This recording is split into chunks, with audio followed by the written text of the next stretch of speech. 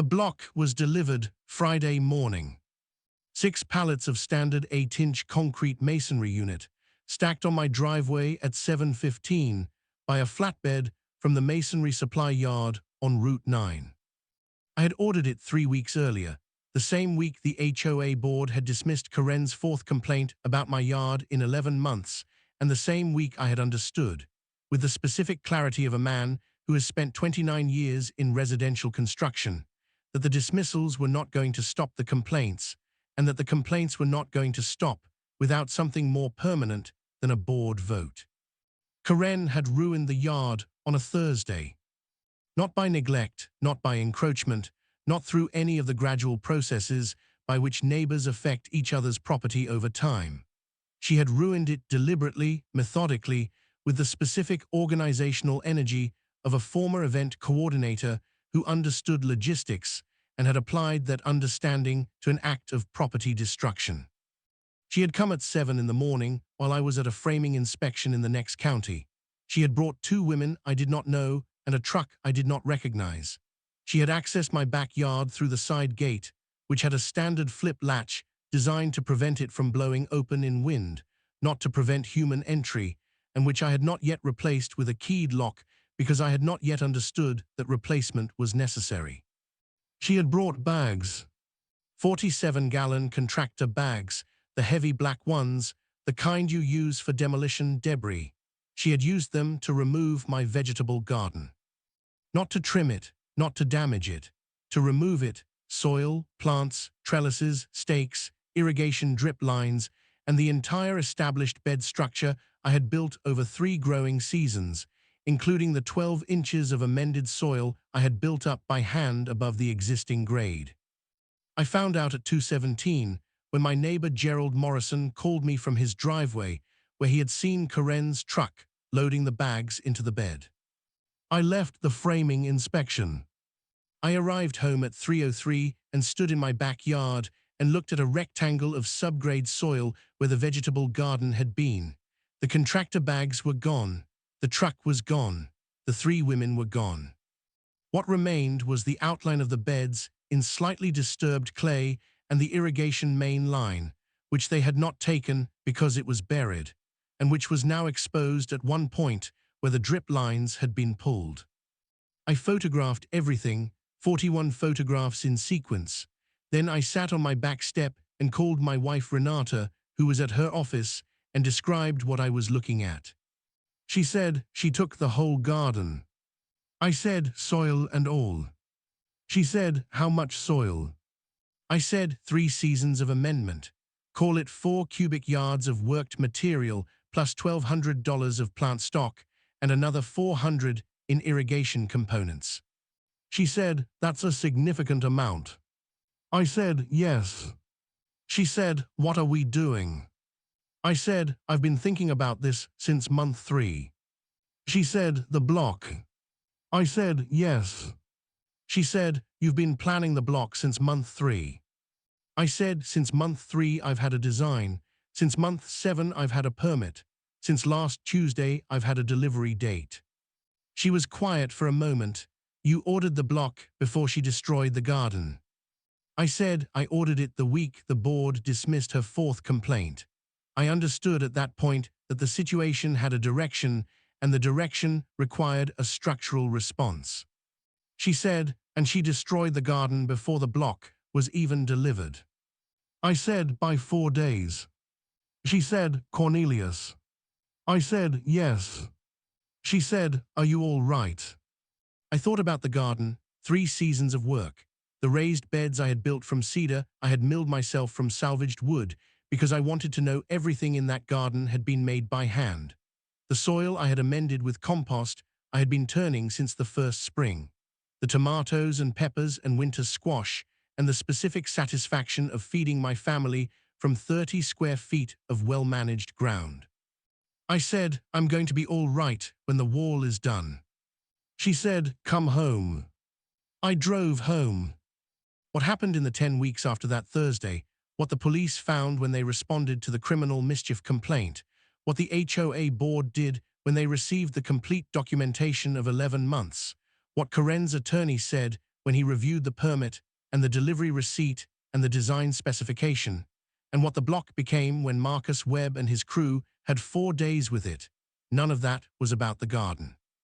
The garden was 3 seasons of work and $1,400 of materials, and the specific and irreplaceable thing that a vegetable garden is, which is not a thing you can put a number on. The wall was what came after.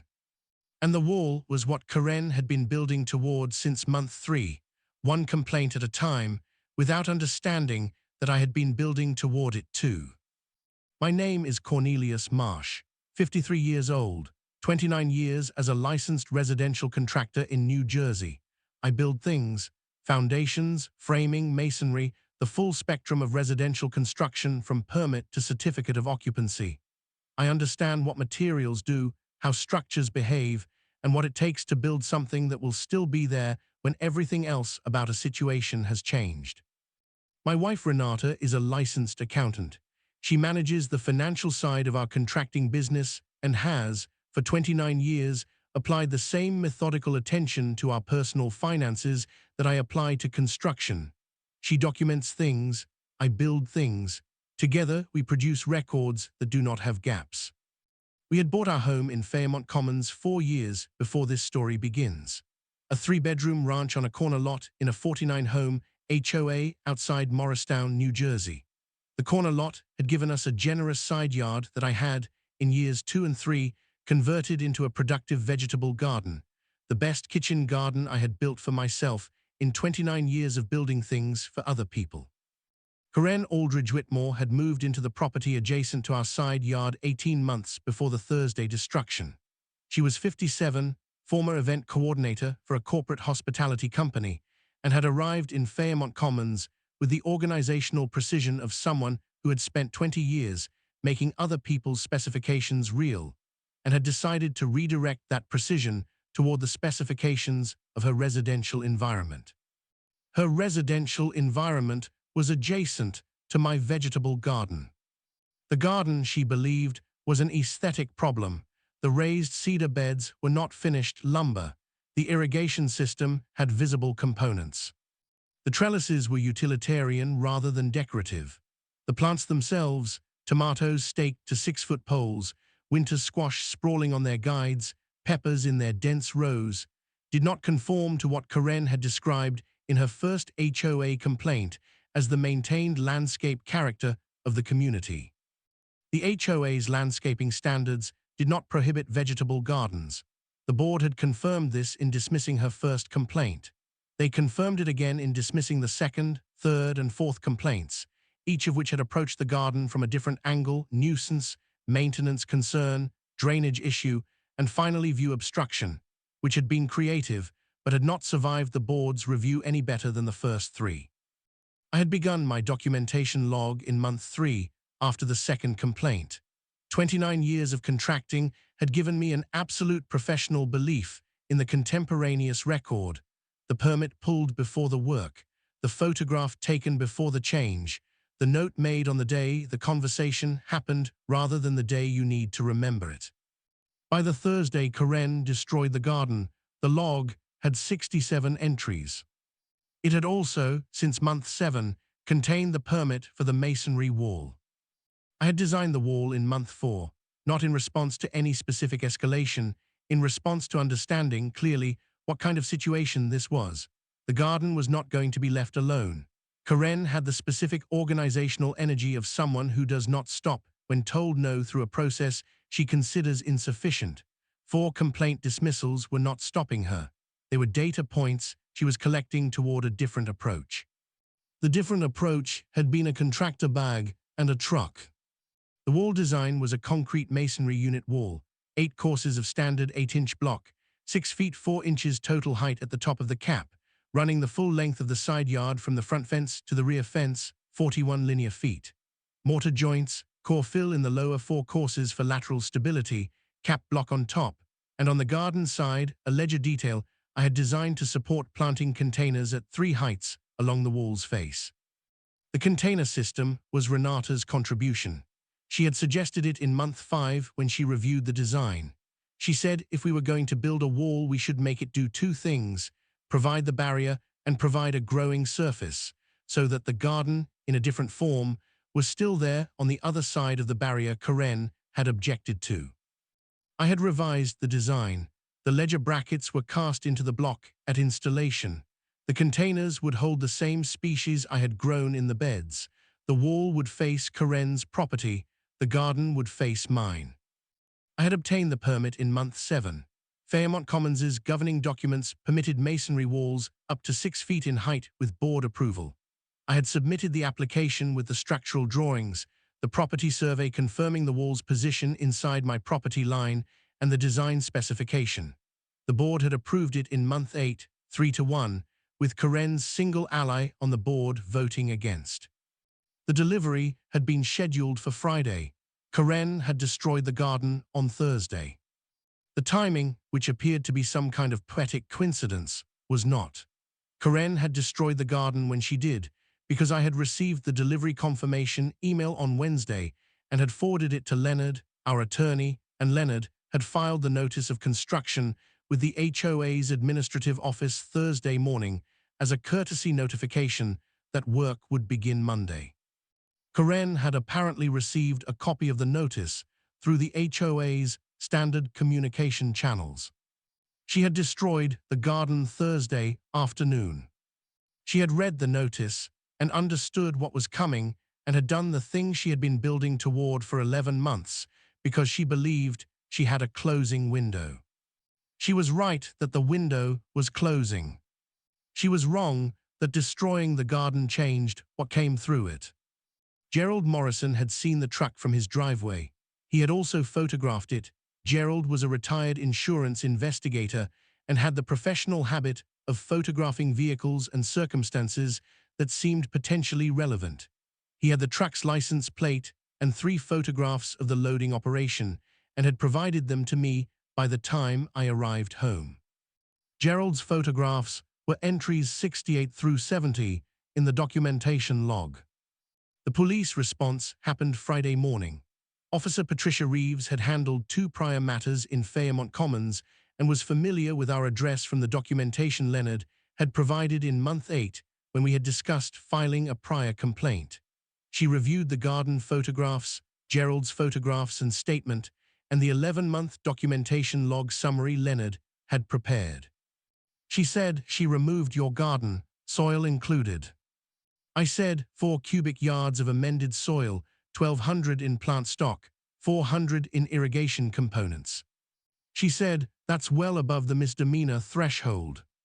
I said, yes, it's a 3rd-degree crime in New Jersey. She looked at me. I said, 29 years in residential contracting. I know the property crime statutes. She said, I see. She looked at her notes, the truck plate. I said, registered to a landscaping company in Parsippany. Gerald's photographs show 3 women and approximately 12 contractor bags. She said, you have the photographs. I said, Gerald took them. He's available for a statement. She said, I'll need to speak with him. She closed her notebook and the permit for the wall. I said, has been approved since month 8.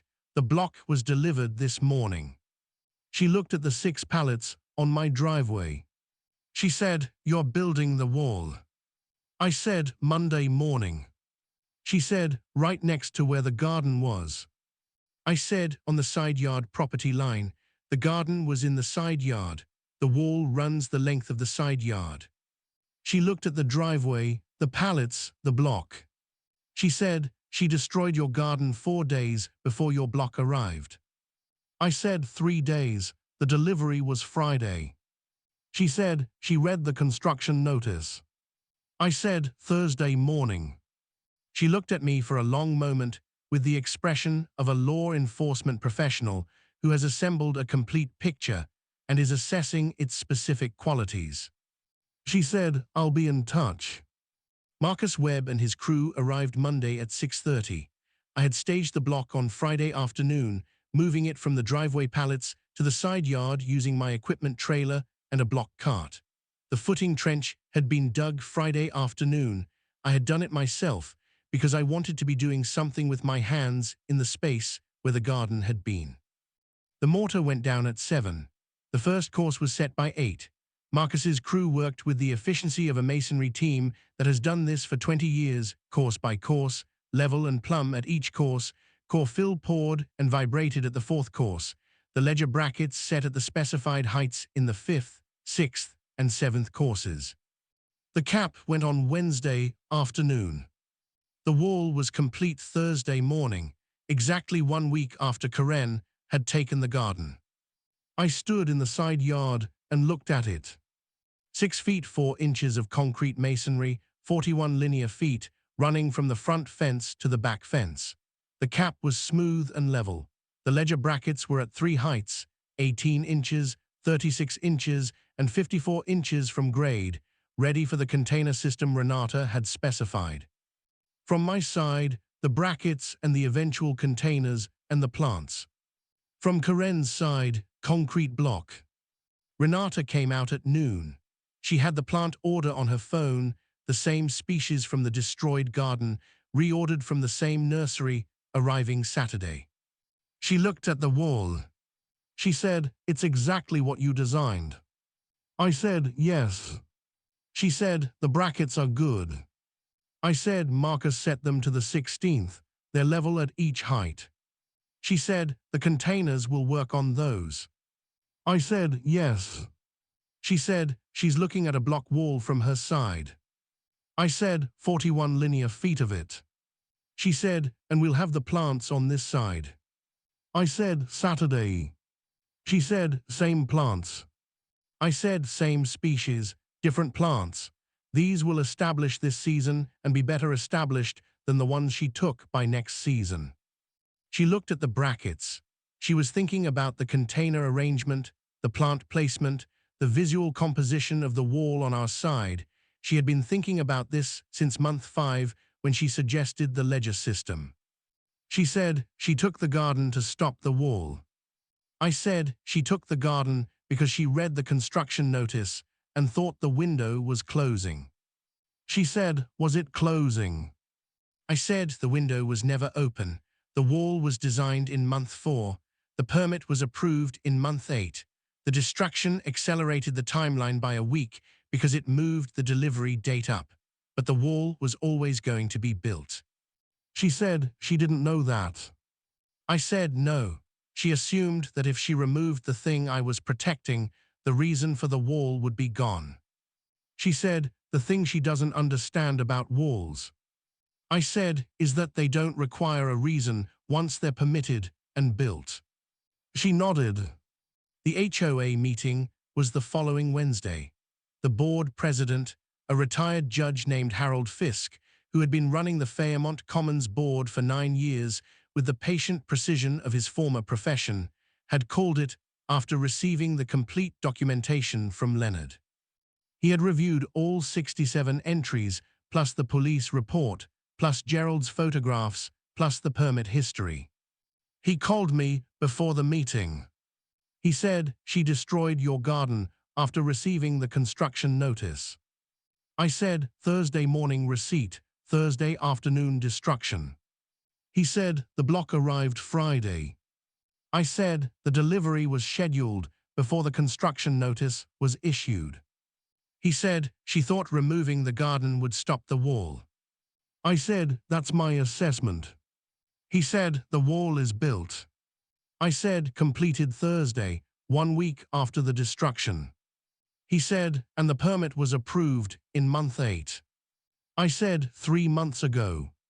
He was quiet for a moment. "Cornelius, you designed the wall in month 4 and obtained the permit in month 8. I said, "Yes." He said, 7 months before the destruction. I said, "Yes."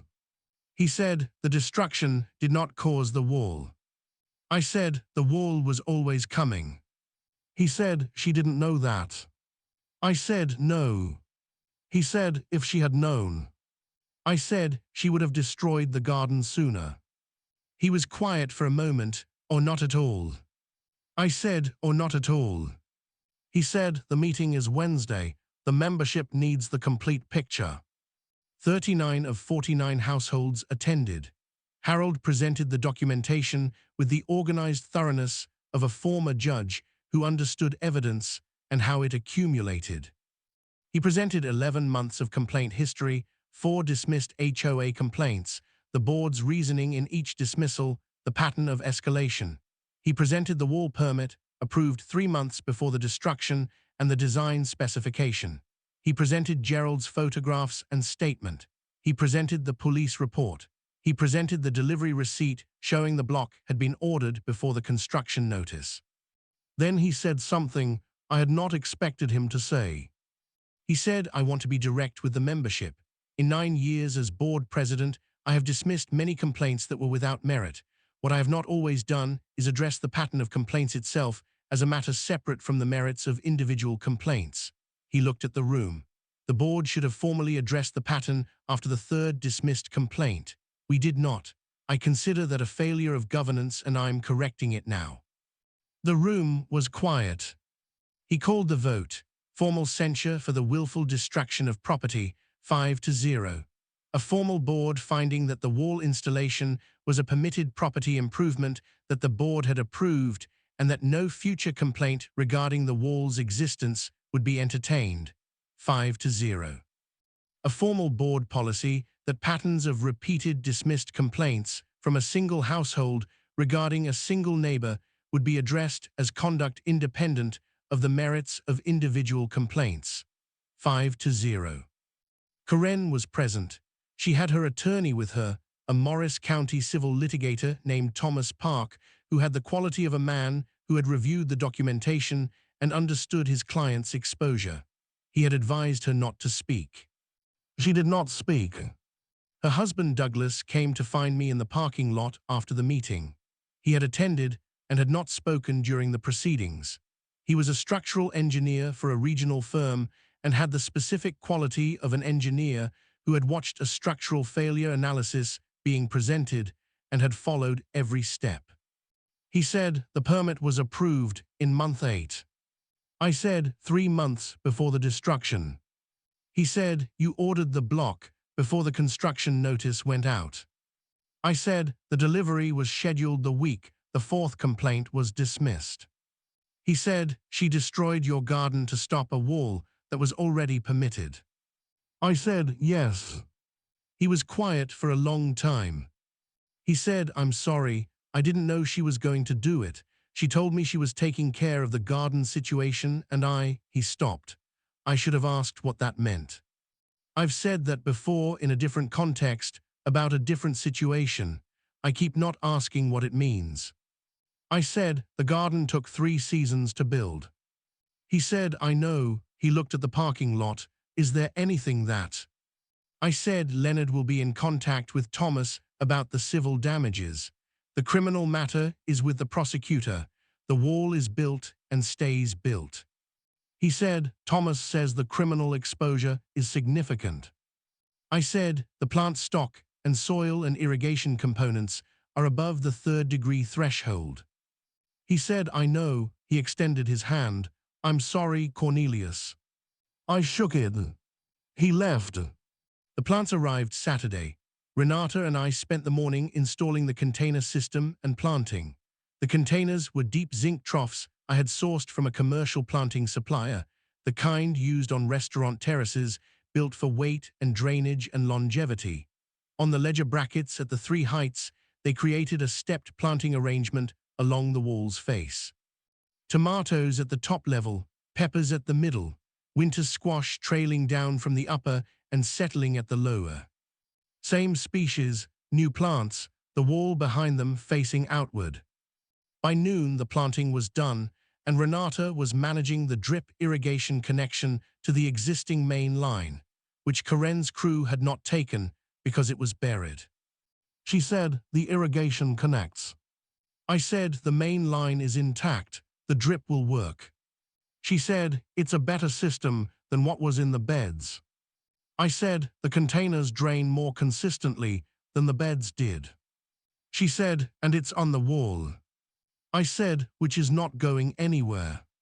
She looked at the wall with the plants in their containers. The containers at 3 heights, the plants just establishing, the wall behind them running the full 41 feet from fence to fence. She said she took the garden and we built it back onto the wall. I said the wall was always going to be there. The garden is a bonus. She said she doesn't know that. I said she knows the wall is there. She said, but not that the garden is on this side. I said she'll figure it out eventually. Renata looked at the wall for another moment. She said the plants are going to be established by midsummer. I said, and better established than the bed plants by end of season. She said, because the containers drain correctly. I said, and the wall retains heat at night, which extends the growing season by 2 to 3 weeks at each end. She said, so she took the garden and we got a better garden. I said, on a wall she can't touch. She smiled, not a large smile. The small, specific smile of a woman who has been watching something build toward a conclusion for 11 months and finds the conclusion correctly proportioned. She went to adjust the drip emitters. I stood at the wall and looked at the planting arrangement. The containers were solid. The brackets were level. The plants were establishing. The wall was 41 feet of concrete masonry that would be there for the life of the property and significantly beyond it. The criminal matter resolved 6 weeks later. Karen entered a plea to third-degree theft. The value of the removed property pushed the charge above the misdemeanor threshold, with a fine restitution to us for the documented value of the garden at replacement cost rates and a period of probation. The restitution covered the plant stock, the irrigation components, the soil amendment value as calculated by a landscape professional Leonard had retained, and the documented labor value of 3 seasons of bed construction. The figure was $11,230. The civil settlement was completed 2 weeks after the criminal plea. The terms included the full restitution amount, our legal fees, and an acknowledgement, signed, notarized, filed, that Karen had willfully removed property from our yard without authorization, and that the wall was a permitted property improvement on our property with which she had no legal basis to interfere. She signed it. The HOA received a copy. Harold filed it in the permanent board records. The garden on the wall grew through the summer. The tomatoes reached their full height and produced. The peppers were established by July and heavy by August. The winter squash took to the lower containers and trailed correctly along the wall face. From our side, the garden. From Karen's side, 41 feet of concrete block, clean and level, going nowhere. Karen's house went on the market in September. I did not know the reason and did not ask. Douglas had told Gerald over the fence one afternoon that they were simplifying. Gerald had told me at the mailboxes. It sold in 31 days. The buyers were a family with 3 children who knocked on my door the week after closing to introduce themselves. The youngest child, who was perhaps 6, looked at the wall visible over the fence and asked what was on it. I said, tomatoes. She said, on the wall. I said, on brackets on the wall. We grow vegetables up here. She looked at the wall with the specific attention of a 6-year-old encountering something that does not fit their existing categories. She said, that's interesting. I said, it works well. She said, can I see them sometime? I looked at her parents. Her father, who was a middle school science teacher, said they would love to see the garden if we were ever willing to show it. I said, come over Saturday. They came Saturday, all 5 of them. The children spent 45 minutes looking at the planting arrangement and asking questions about how vegetables grew on walls. The father asked about the container system. Renata explained the drainage design. As they were leaving, the 6-year-old turned back and said, did you always grow vegetables on the wall? I said, we've been working on it for a while. She said, it's really good. I said, thank you. They went home. Renata and I stood at the wall for a moment after they left. She said, nice family. I said, yes. She said, the youngest asked if she could come back. I said, I told her yes. She said, the wall is going to be the thing they remember about this house. I said, probably. She said, good. I went inside and opened the documentation log for the last time. Entry 68 was Gerald's photographs. The final entries were the legal resolution documentation, the criminal plea, the civil settlement, the HOA permanent record filing. I wrote the final line. Documentation closed, wall complete, garden established, restitution recovered, records permanent. I closed the log. The wall was 41 feet of concrete masonry in the side yard. The garden was on the wall. The documentation was filed. The legal matters were resolved. The garden Karen had taken was back, on a surface she had no claim to, growing in containers she could not reach, producing tomatoes and peppers and winter squash that fed my family from a wall that was going to be there for the rest of the property's life. She had taken the garden to stop the wall. She had gotten the wall with the garden on it. 29 years of residential construction. You learn to design for the outcome, not the obstacle. The obstacle removes itself eventually. The wall remains. Framed thumbnail text. She took my garden to stop my wall. The wall has the garden on it now.